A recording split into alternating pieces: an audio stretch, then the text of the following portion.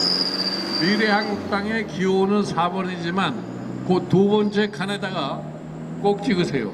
그리고 그 미래라는 말을 갖다가 꼭 확인하시고서 찍으시면은 우리가 미래한국당의 비례대표 의원도 많이 당선을 시켜서 우리 통합당에 당선된 의원님들과 함께 과반 이상의 의석을 확보하고 여러분들이 이제 걱정하고 불안해 하시는 것을 말끔히 저희들이 씻어줄 겁니다.